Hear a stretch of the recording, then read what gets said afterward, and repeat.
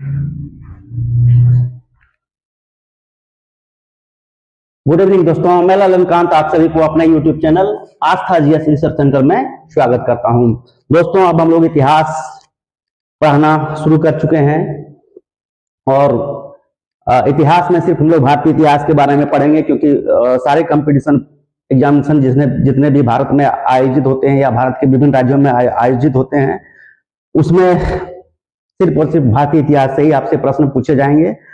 विश्व इतिहास से अगर देखा जाए तो 1-2 अध्याय 10 या 15 पन्ना है, आप लूसेंट से भी पढ़ लीजिएगा तो आपका प्रश्न विश्व इतिहास से एक आध प्रश्न पूछे जाएंगे तो आपसे नहीं छूटेंगे। तो आइए शुरुआत करते हैं। दोस्तों, पिछले क्लास में हम पढ़ाए थे कि इतिहास को 3 खंडों में विभाजित किया गया है, भारतीय इतिहास को, जिसमें पहला भाग था प्राग ऐतिहासिक काल, दूसरा भाग था आधे ऐतिहासिक काल, तीसरा भाग था ऐतिहासिक काल। प्राग ऐतिहासिक काल इतिहास के उस कालखंड को कहा गया है जिसका कोई भी लिखित साक्ष्य नहीं है, केवल पुरातात्विक साक्ष्य है।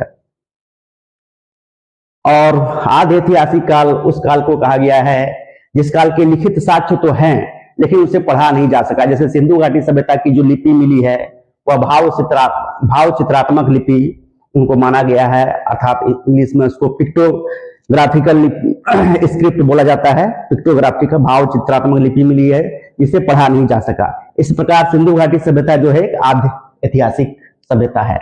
और उसके बाद है ऐतिहासिक काल।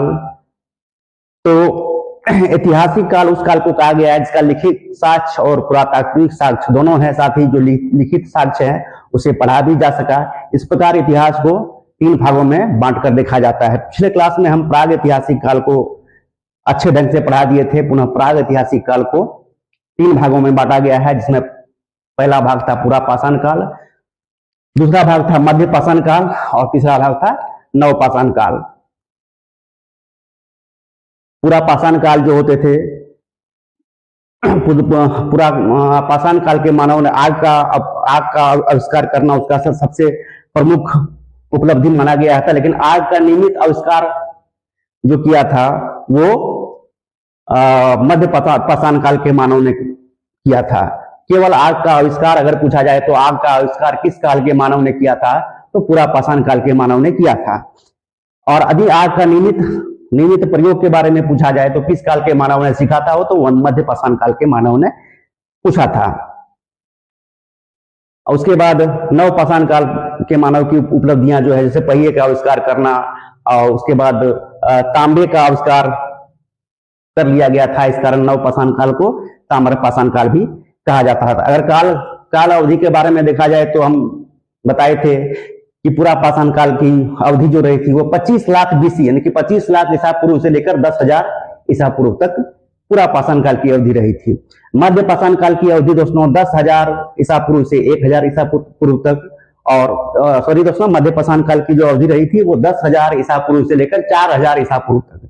और नव पाषाण काल की अवधि जो रही है वह 10,000 ईसा पूर्व से लेकर 1,000 ईसा पूर्व तक रही है। इस प्रकार हम देखेंगे कि मध्य पाषाण काल और नव पाषाण काल की अवधि लगभग इस दोनों ही काल के जो मानव का जो इतिहास रहा है उस मिलता जुलता काल में घटित हुआ था। और आज जो हम लोग पढ़ेंगे दोस्तों, आज का जो चैप्टर है प्राग ऐतिहासिक काल के बाद सिंधु घाटी सभ्यता है। मतलब नव पाषाण काल आते आते मानव काफी सभ्य हो चुके थे, अस्थायी जीवन अस्थायी रूप से वो रहने लगे थे, कृषि कार्य करने लगे थे, कृषि उत्पादक बन गए थे। नव पाषाण काल आते आते पूरा पाषाण काल में खाद्य संग्राहक थे और मध्य पाषाण काल में पशुपालक बन गए थे, और नव पाषाण काल आते आते अस्थायी रूप से रहने लगे और कृषि उत्पादक बन चुके थे। उसके बाद जो सभ्यता आती है वह सिंधु घाटी सभ्यता। तो आज हम लोग सिंधु घाटी सभ्यता के बारे में पढ़ेंगे। तो आइए दोस्तों, बिना कोई समय नष्ट किए, बिना कोई समय बर्बाद किए हम लोग शुरुआत करते हैं।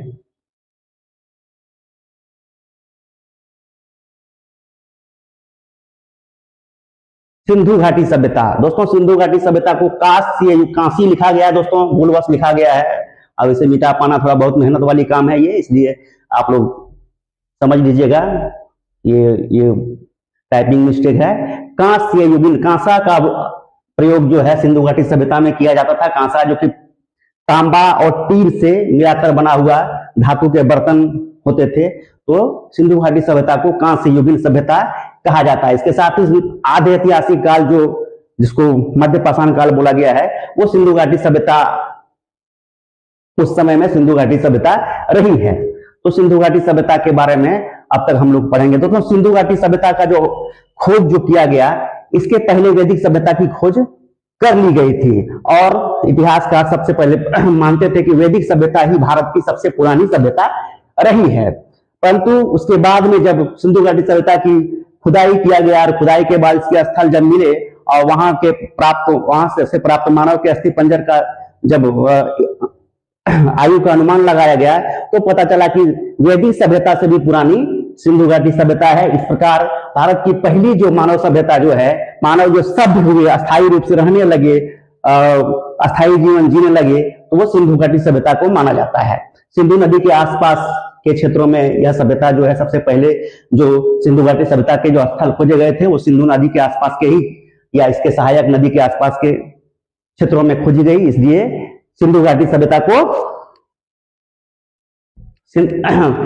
नाम जो है सिंधु नदी के नाम पर इसका नाम, इस सभ्यता का नाम सिंधु घाटी सभ्यता पर पड़ा। साथ ही इस सभ्यता का एक और नाम है, उसका नाम है हड़प्पा सभ्यता, क्योंकि सिंधु घाटी सभ्यता की जो पहला स्थल जो खोदा गया था, वो सिंधु की सहायक नदी है, एक रावी नदी, रावी नदी के तट पर स्थित एक सभ्यता है जिसका नाम है हड़प्पा सभ्यता।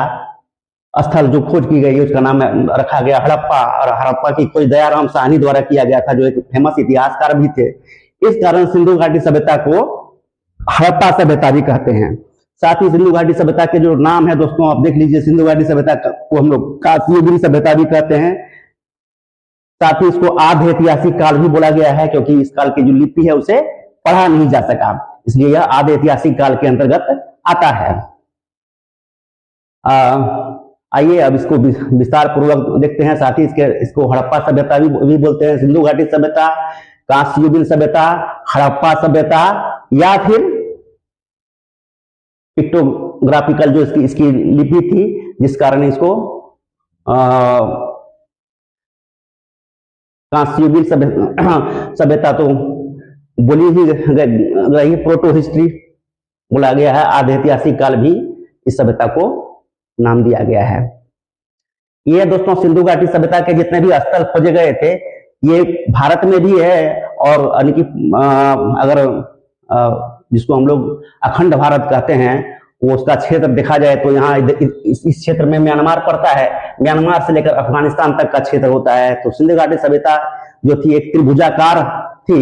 त्रिभुजा का ये चतुर्भुजाकार यहाँ हो गया दोस्तों, ये ऐसे आके घूमता है, ऐसे आके घूम जाता है, इस प्रकार से घूम जाता है। ये कोण यहाँ पर नहीं होता। इस पर सिंधु घाटी सभ्यता आकार में त्रिभुजाकार थी, आकार में त्रिभुजाकार। याद रखिएगा दोस्तों, जो हम बोलते हैं उसको भी आप नोट कर सकते हैं, वो भी काम का होगा। यहाँ चतुर्भुजाकार दिख रहा है, परंतु ये गोल है। यहाँ पर कौन बन गया है, ये गोल इस प्रकार है, तो इस प्रकार त्रिभुजाकार सिंधु घाटी सभ्यता थी। और इसका क्षेत्रफल लगभग 13 लाख वर्ग किलोमीटर में फैला।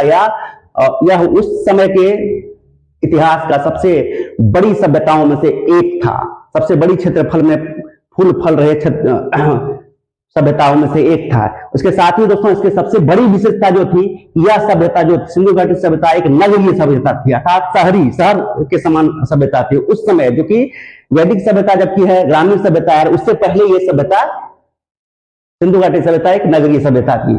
इसके स्थल के बारे में देखा जाए तो सबसे पूर्वी स्थल जो है आलमगीरपुर है, जो कि यूपी के मेरठ में हिंडन नदी के तट पर है। यूपी के मेरठ में हिंडन नदी के तट पर है। सबसे पश्चिमी इसका सभ्यता जो है सुतका गेंडोर कहलाता है। सुतका गेंडोर कहलाता है, जो पाकिस्तान के बलूचिस्तान प्रांत में दास्त नदी के तट पर स्थित है। सुतका गेंडोर बलूचिस्तान में पड़ता है। पाकिस्तान के एक राज्य है बलूचिस्तान प्रांत, उसको वहीं पर है, दास्त नदी के तट पर। सभी सभ्यताएं उस समय दोस्तों नदी घाटी के आसपास ही पनपी थी, यानी कि फला फूला था, क्योंकि हम सभी जानते हैं कि जल ही जीवन है। उस प्रकार अभी जिस प्रकार हम लोगों को पानी की सुविधा है, चापाकल है, कुआं है, और विभिन्न प्रकार के बोरिंग आ गए हैं, जिससे हम लोग को बहुत आसानी से जल उपलब्ध हो जाते थे। लेकिन उस समय के लोगों को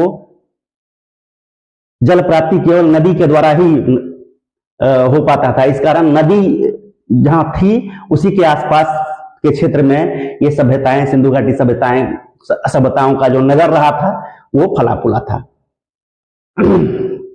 और सबसे उत्तरी जो सभ्यता थी, मतलब इसका शहर जो खोजा गया है, क्षेत्र जो खोजा गया, उसका नाम था मांडा। मांडा जो है चिनाब नदी के तट पर जम्मू कश्मीर में था। और सबसे दक्षिणी सभ्यता का नाम देमाबाद था। देमाबाद यह गोदावरी की सहायक नदी है, प्रवरा नदी, उसी के तट पर पाया जाता था। सभी सभ्यताएं नदी घाटी के किनारे ही फली फूली थी। भारत में सबसे अधिक सिंधु घाटी सभ्यता का स्थल गुजरात में खोजे गए हैं। भारत में जितने भी सिंधु घाटी सभ्यता के स्थल खोजे गए हैं उसमें सबसे अधिक जो है वो गुजरात में है। गुजरात में है। अगर क्षेत्रफल में देखा जाए तो सिंधु घाटी सभ्यता का कुल क्षेत्रफल लगभग 13 लाख किलोमीटर है, लगभग 13 लाख किलोमीटर है। इसकी पूर्व से पश्चिम अगर चौड़ाई देखा जाए तो 1600 किलोमीटर और उत्तर से दक्षिण चौड़ाई इसकी 1400 किलोमीटर थी। इस प्रकार यह सभ्यता का जो है भारत में यूपी से लेकर पश्चिम, पूर्व में यूपी से लेकर पश्चिम में सुतका, गेंडोर, बलूचिस्तान तक, उत्तर में मांदा से लेकर जम्मू कश्मीर से लेकर दक्षिण में महाराष्ट्र के देमाबाद तक यह सभ्यता का विस्तार था। एक बार फिर से बता देता हूं दोस्तों, पूर्वी स्थल जो आलमगीरपुर है वह हिंडन नदी के किनारे है, हिंडन नदी के किनारे। पश्चिमी स्थल सुतका, गेंडोर, दास्त नदी के किनारे है। उत्तरी स्थल जो है मांदा है वो चिनाब नदी के किनारे है। दक्षिणी स्थल देमाबाद, देमाबाद जो है प्रवरा नदी गोदावरी की सहायक नदी है। भारत में जितने भी सिंधु घाटी सभ्यता के स्थल खोजे गए हैं उसमें से सबसे अधिक स्थल गुजरात में खोजे गए हैं। तो आइए अब आगे देखते हैं।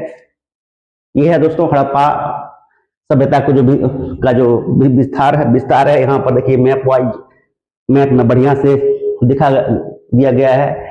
मांडा जम्मू कश्मीर के अखनूर जिला में स्थित है, जम्मू कश्मीर के अखनूर जिला में स्थित है और यह चिनाब नदी के तट पर स्थित सभ्यता थी।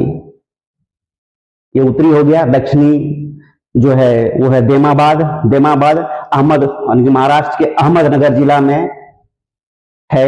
यह नर्मदा नदी नहीं होगा, यह प्रवरा नदी होगा, यह प्रवरा नदी होगा।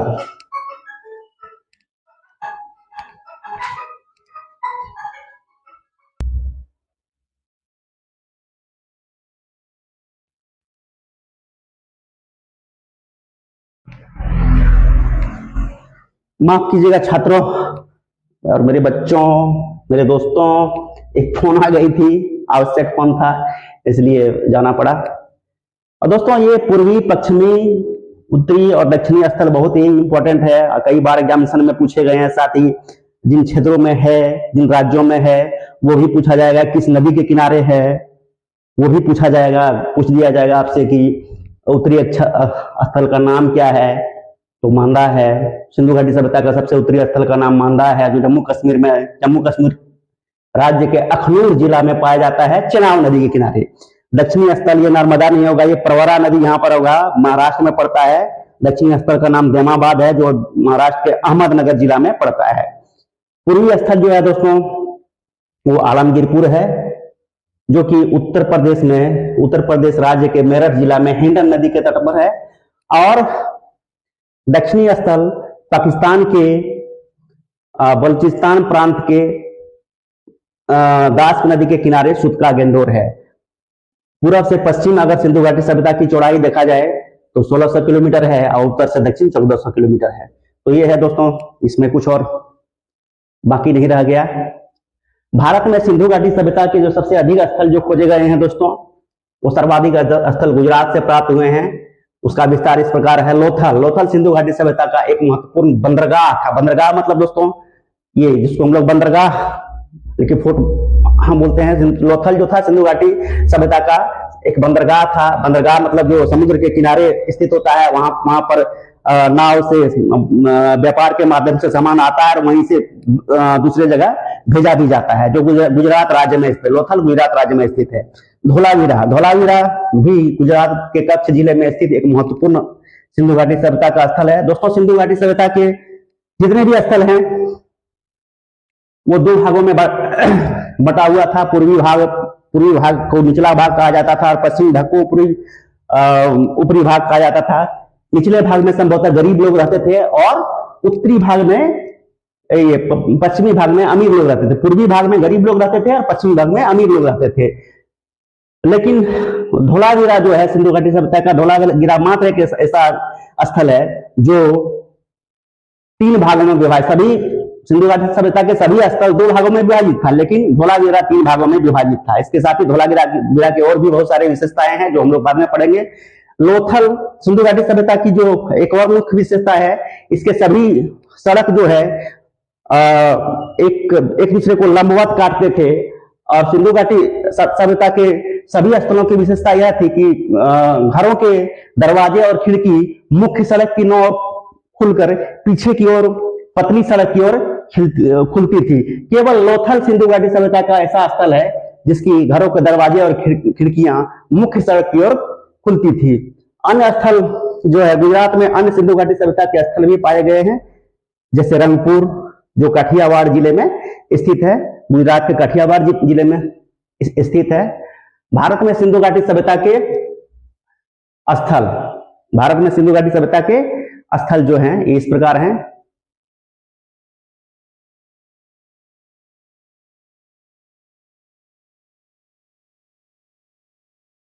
पंजाब में देखा जाए तो इसके 2 स्थल के बारे में मुख्य रूप में, और भी स्थल हैं लेकिन जो मेन रूप से हम लोगों को पढ़ना है वो है रोपड़, जो वर्तमान रूपनगर, पंजाब के रूपनगर जिले में स्थित है। दूसरा है संघोल। ये 2 ही मुख्य रूप में पढ़ना है। हरियाणा में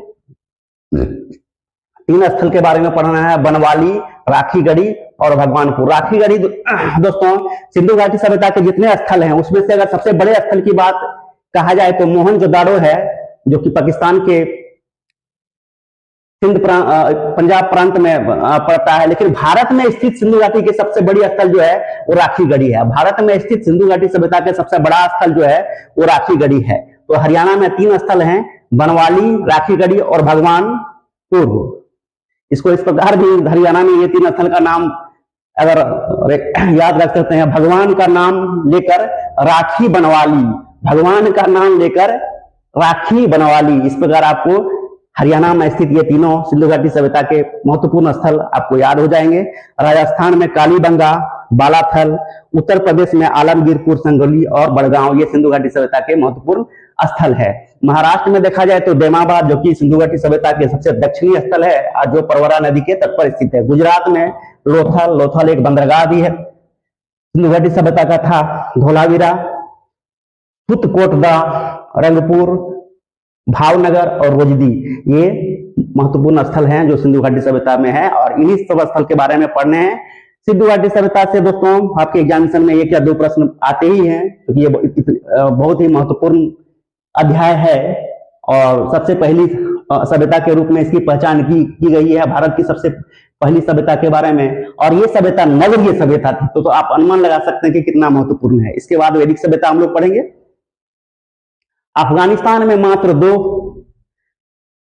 सिंधु घाटी के स्थल के बारे में पढ़ना है, सुतुगोई और मुंडीकाग। सुतुगोई और मुंडीकाग, यहाँ कॉमा होगा तो दोस्तों सुतुगोई मुंडीकाग एक नहीं पढ़िएगा, ये 2 स्थल है, सुतुगोई और मुंडीकाग। ये अफगानिस्तान में स्थित 2 महत्वपूर्ण स्थल हैं जिसके बारे में पढ़ना। पाकिस्तान में हड़प्पा के बारे में पढ़ना। हड़प्पा जो कि सिंधु की सहायक नदी रावी नदी है, रावी नदी के तट पर स्थित है हड़प्पा।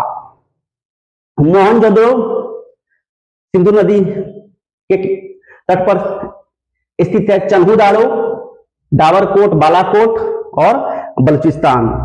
डाबरकोट, बालाकोट ये बलूचिस्तान में पड़ता है। चन्हुदाड़ो भी सिंधु नदी के किनारे है और मोहनजोदड़ो भी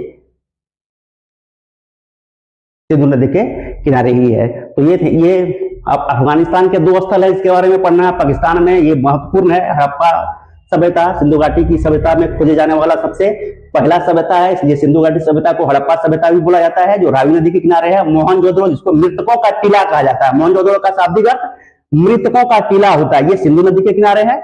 उसके बाद चान्होदारो, डावरकोट, बालाकोट जो है वो बलूचिस्तान में है।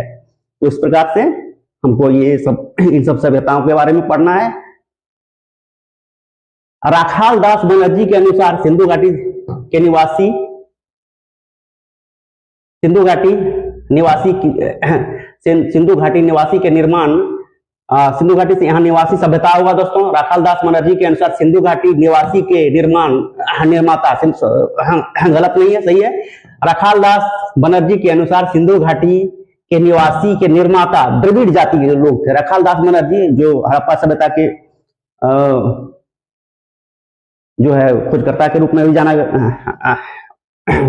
है। राखाल दास बनर्जी के अनुसार सिंधु घाटी सभ्यता के निवासी के निर्माता जो है वो द्रविड़ जाति के लोग थे। राखाल दास, एक बार दोस्तों फिर से पढ़, राखाल दास बनर्जी के अनुसार सिंधु घाटी निवासी के निर्माता द्रविड़ जाति के लोग थे।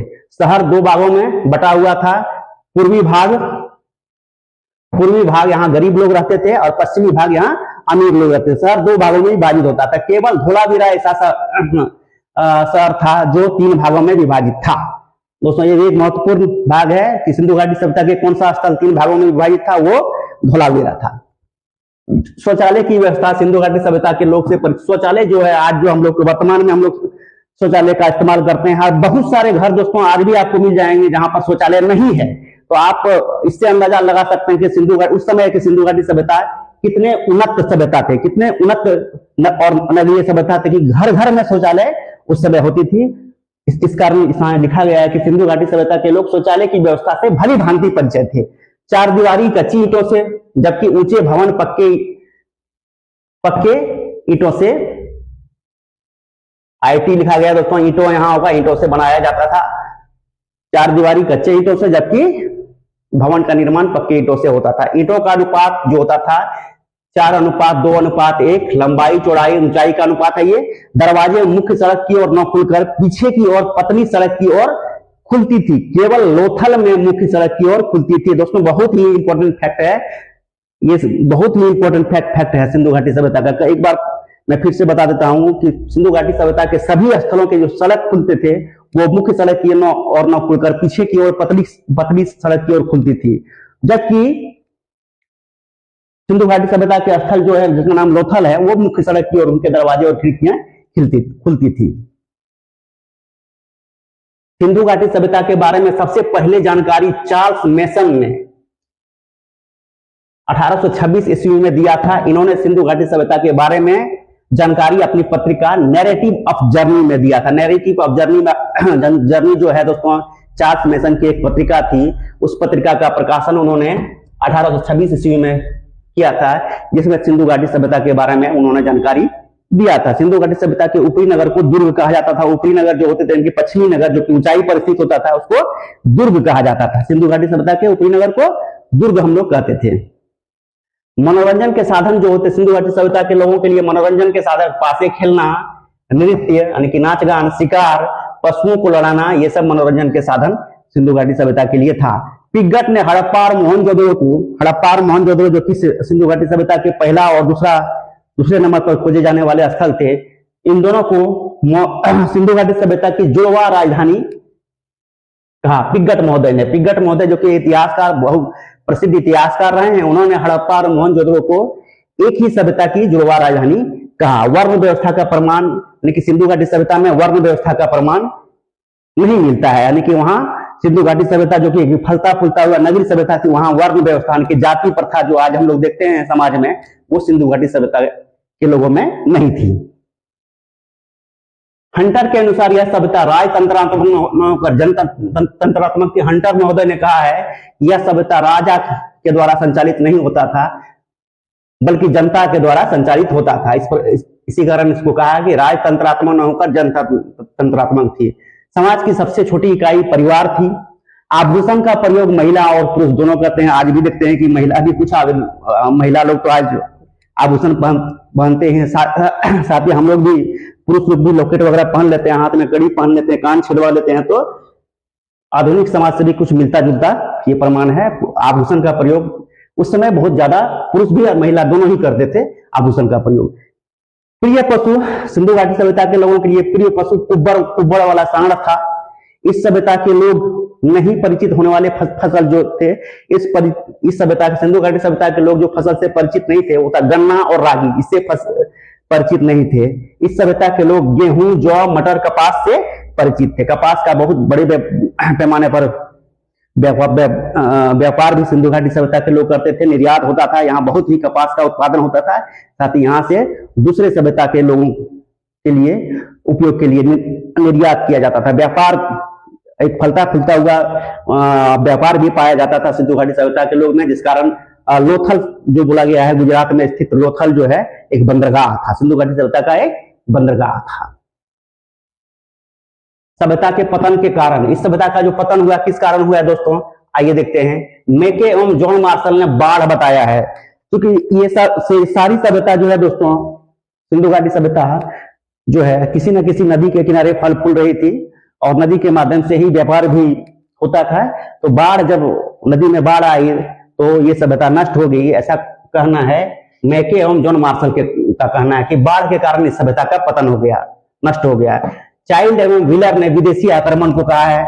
विदेशी आक्रमण जिसको हम लोग आर्य कहते हैं, जो मध्य एशिया से आए, और ये माना गया है कि मध्य एशिया से आके यहाँ जो है यहाँ फल फूल रहे सिंधु घाटी सभ्यता, जो कि शहरी सभ्यता थी, उसका विनाश किया और अपनी सभ्यता वैदिक सभ्यता की स्थापना किया। इस कारण जो है चाइल्ड एवं व्हीलर ने कहा है कि विदेशी आक्रमण के कारण सिंधु घाटी सभ्यता का पतन हुआ है। फेयर सर्विस ने कहा है पारिस्थितिक असंतुलन, पारिस्थितिक असंतुलन उस समय इतना नहीं हुआ होगा कि जो है पूरी सभ्यता का विनाश हो जाए। तो फेयर सर्विस ये एक महत्वपूर्ण है। इन्होंने कहा है पारिस्थितिकीय असंतुलन, जैसे हो सकता है कि महामारी फैल गया हो, उससे भी वो भी पारिस्थितिकीय असंतुलन के अंतर्गत आता है। तो ये तीन महत्वपूर्ण है दोस्तों, याद कर लीजिएगा। सिंधु सभ्यता के पतन के कारण ये तीनों ही हैं। मेके एवं जॉन मार्शल ने बाढ़ को बताया है, चाइल्ड एवं व्हीलर ने विदेशी आक्रमण को बताया है, और फेयर सर्विस ने पारिस्थितिकीय असंतुलन को सिंधु घाटी सभ्यता के पतन का कारण बताया है। यह सभ्यता लौकिक सभ्यता थी। मतलब लौकिक सभ्यता वही होती है दोस्तों, अंधविश्वास नहीं था।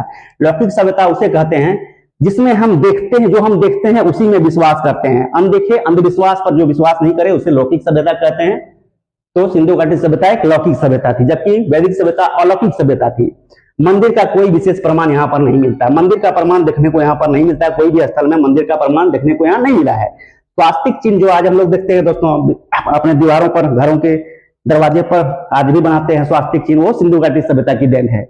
मातृ देवी की पूजा जो है का प्रमाण मोहनजोदड़ो से मिला है। यह सभ्यता दोस्तों मातृ सत्तात्मक सभ्यता थी। सिंधु घाटी सभ्यता एक मातृ सत्तात्मक अर्थात महिलाओं का वर्चस्व वाला सभ्यता था, जबकि इसके बाद जो आने वाली सभ्यता है वैदिक सभ्यता, वो पितृ सत्तात्मक माना गया है, पुरुषों का वर्चस्व वाला सभ्यता। लेकिन ये जो सभ्यता थी सिंधु घाटी सभ्यता मातृ सत्तात्मक थी। इस कारण यहाँ देखिए मातृ देवी की पूजा का प्रमाण मिला है मोहनजोदड़ो से। लौकिक सभ्यता उसे कहते हैं जिसे हम देखते हैं और उसी में विश्वास करते हैं। दोस्तों ये पूरा एकदम पॉइंट क्लियर हो गया। हड़प्पा के एक मोहन पर तीर मुख वाले देवता के प्रमाण मिले हैं, जिसके चारों ओर कई पशु बैठे हैं और संभवतः इसे ही पशुपति दोस्तों आज हम लोग शिव जी जो हमारे भोले शंकर हैं उसी के रूप में इसको पहचान की गई है पशुपति को।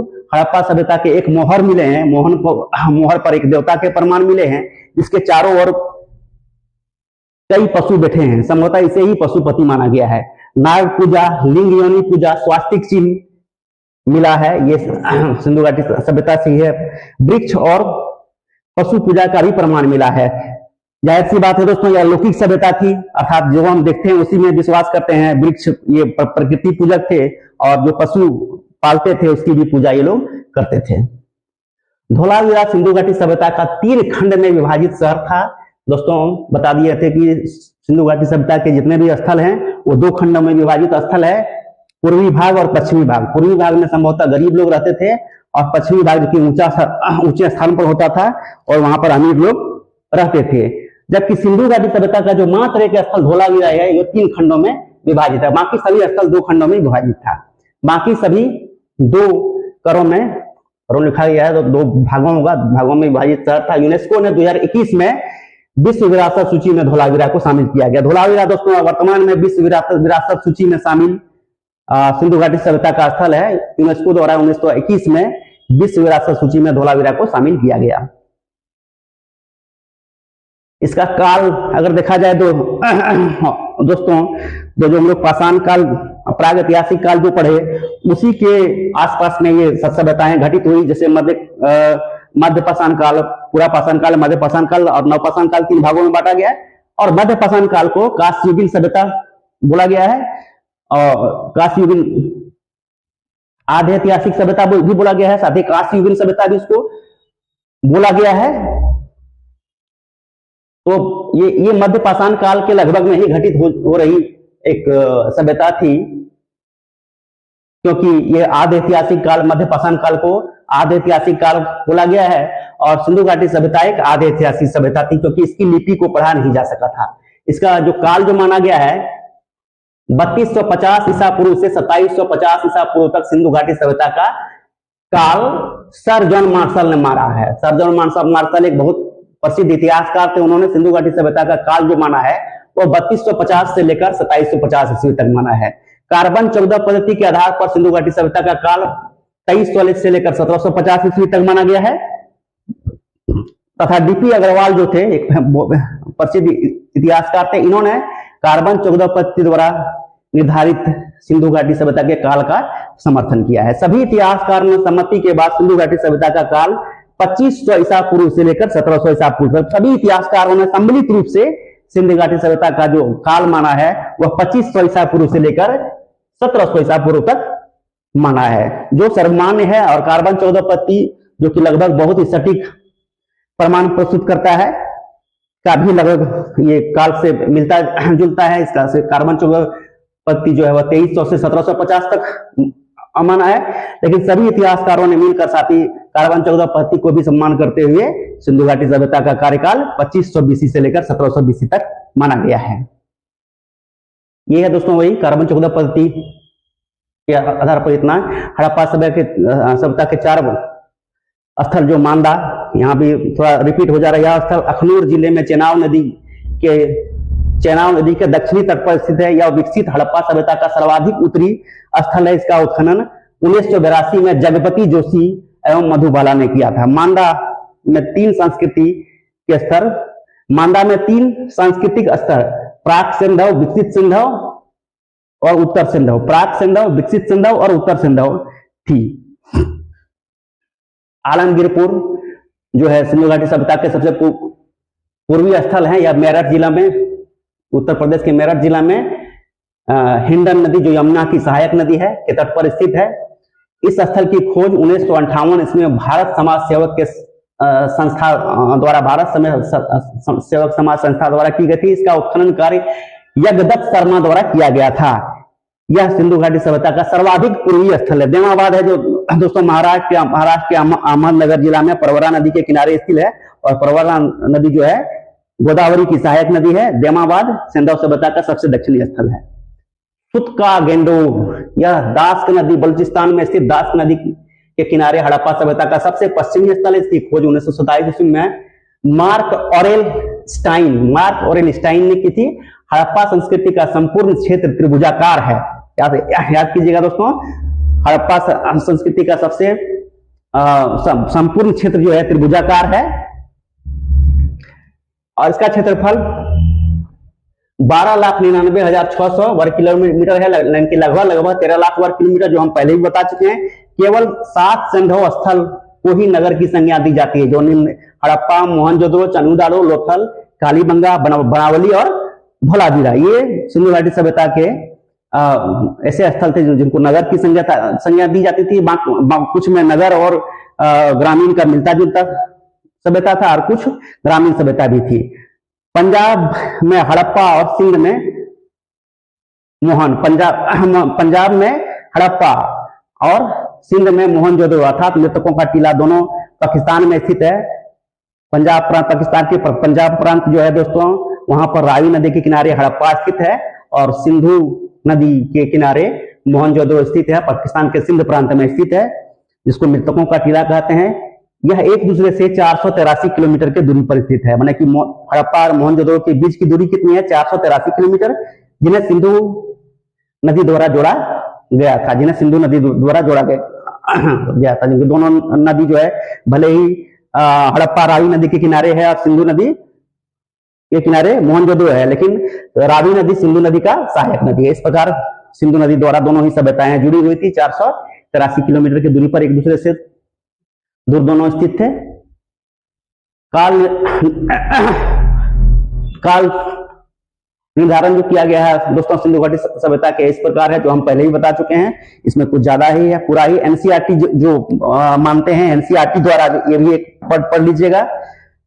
सभी इतिहासकारों द्वारा 2300 ईसा पूर्व से लेकर 1700 ईसा पूर्व तक माना है, लेकिन एनसीईआरटी का मानना है कि 2500 ईसा पूर्व से 1800 ईसा पूर्व तक सिंधु घाटी सभ्यता का कार्यकाल रहा है। डीपी अग्रवाल जो थे, इन्होंने 2300 ईसा पूर्व से 1700 ईसा पूर्व तक सिंधु घाटी सभ्यता का कार्यकाल माना था। तो ये 3, 4, 5 ठो याद रख लीजिएगा।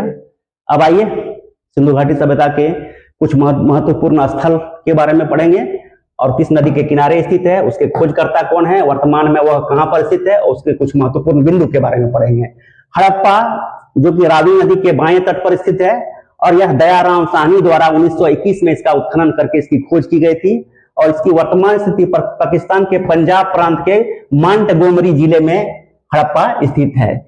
इसमें महत्वपूर्ण बिंदु जो है, यहाँ पर एक अन्न भंडार मिला है, कांस्य दर्पण मिला है, श्रमिकों के आवास मिले हैं, यानी कि श्रमिक के आवास मिले, R37 कब्र, एक कब्र मिले हैं जिसका नाम R37 मिले हैं। उर्वरता का देवी का प्रमाण मिला है, उर्वरता का देवी का प्रमाण मिला है, जिससे यह साबित होता है कि सिंधु घाटी सभ्यता एक मातृसत्तात्मक सभ्यता थी। शव को दफनाने की प्रथा यहाँ पर थी। शव यानी कि आदमी जब मर जाते थे तो हड़प्पा वासी उसको दफनाते थे। मोहनजोदड़ो जो होता है दोस्तों, इसका शाब्दिक अर्थ मृतकों का टीला होता है। ये सिंधु नदी के दायां तट पर, दाहिने तट पर स्थित था, और हड़प्पा रावी नदी के बायां तट पर। इसकी खोज R.D. बरखाल दास बनर्जी ने 1922 में किया था। यह पाकिस्तान के सिंध प्रांत के लड़काना जिले में स्थित वर्तमान स्थिति इसकी है। यहाँ से जो महत्वपूर्ण बिंदु जो हमें खुदाई के दौरान जो प्राप्त हुए हैं, एक विशाल अन्नागार प्राप्त हुए हैं।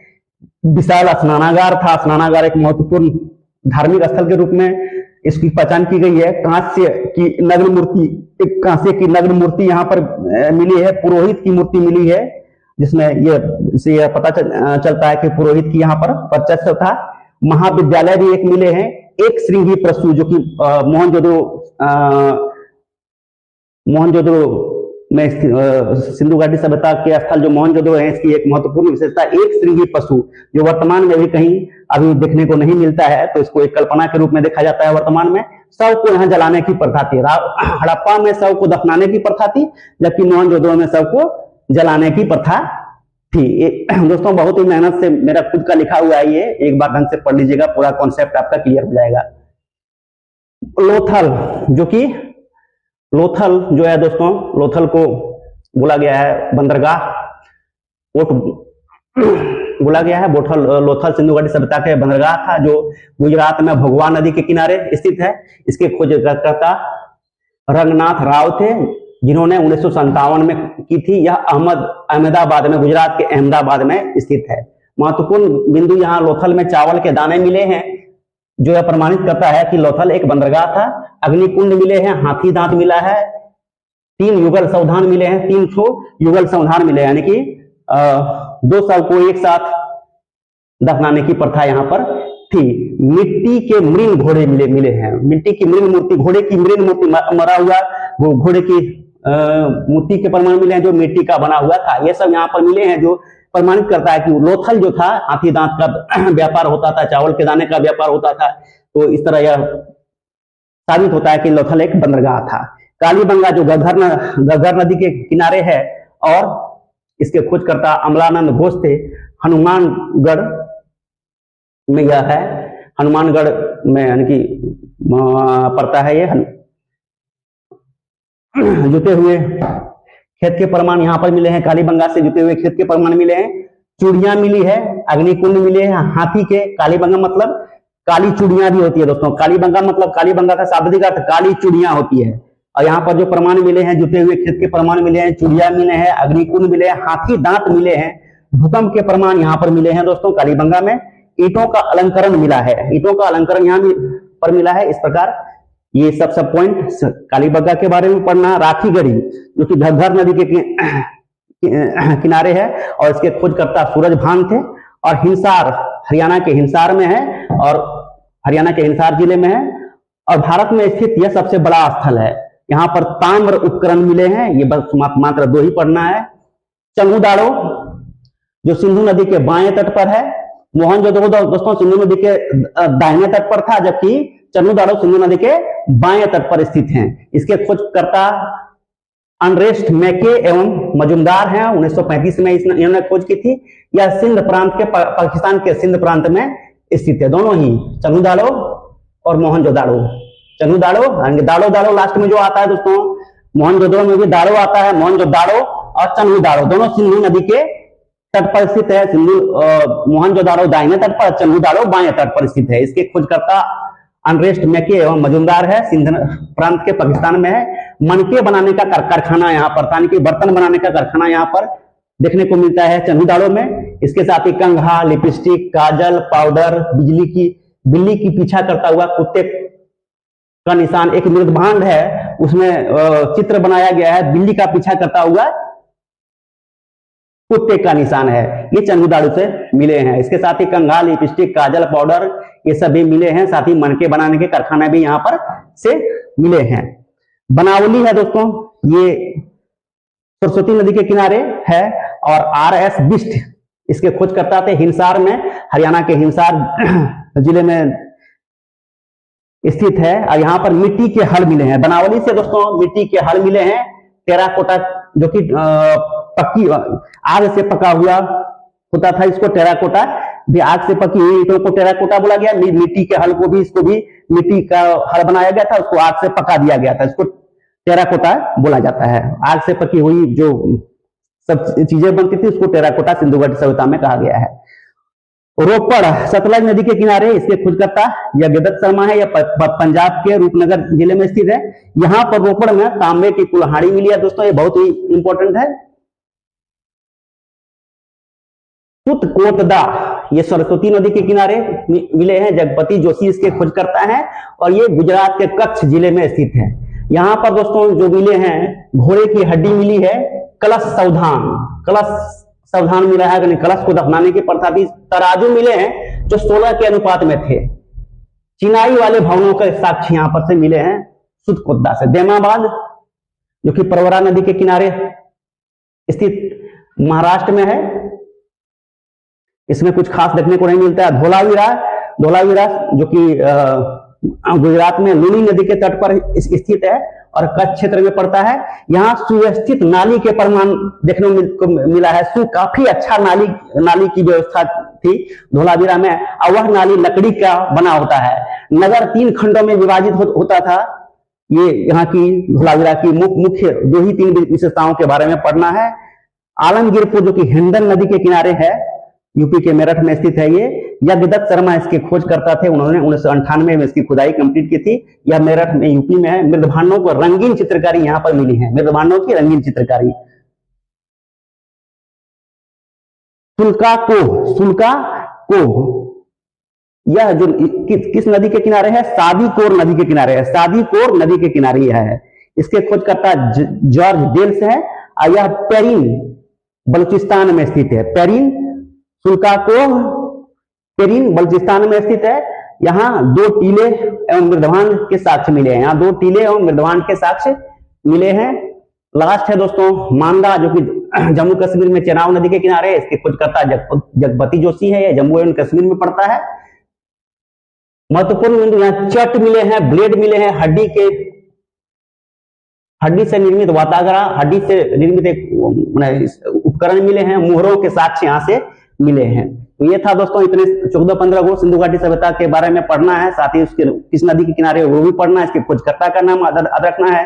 वर्तमान स्थिति कहाँ है, साथ ही इसके कुछ महत्वपूर्ण बिंदु के बारे में ही सब पढ़ना है। तो आपसे सिंधु घाटी सभ्यता से एक भी प्रश्न नहीं छूटेंगे, ये दावे के साथ मैं कहता हूं। प्रमुख उद्योग जो थी तो दोस्तों व्यापार जो होता था वो किस प्रकार होता था? प्रमुख उद्योग सूती वस्त्र उद्योग था। निर्यात जो की जाती थी, ये वस्त्र निर्यात होता था सूती से, यानी कि कपास से बने सूती वस्त्र का निर्यात होता था। हाथी दांत और इमारती लकड़ी का यहाँ से निर्यात होता था।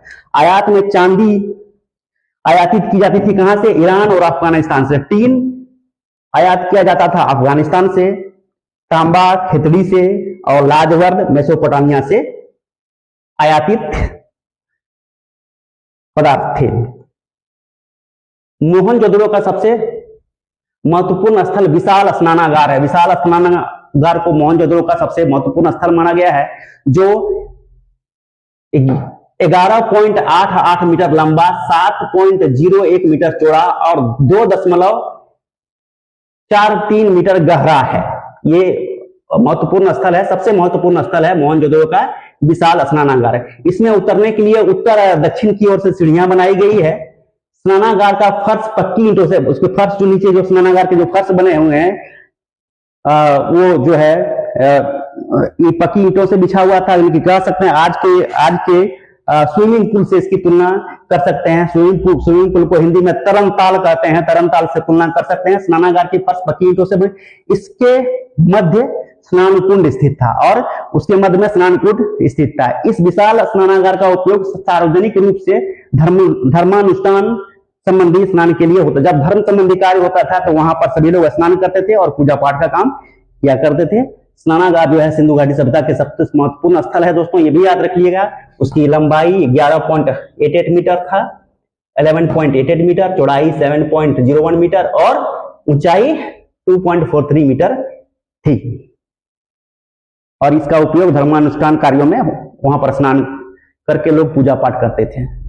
जॉन मार्शल ने विशाल स्नानागार को विश्व के आश्चर्यजनक निर्माण बताया था। उस समय के जो समकालीन स्थल जितने भी खोजे गए हैं, चाहे मेसोपोटामिया में हो चाहे मिस्र में हो, वो मोहनजोदड़ो सबसे विकसित सभ्यताओं में से एक था। और जॉन मार्शल ने मोहनजोदड़ो में स्थित विशाल स्नानागार को विश्व के आश्चर्यजनक निर्माण बताया है। यह जल पूजा का एकमात्र साक्ष्य है, जल पूजा का एकमात्र।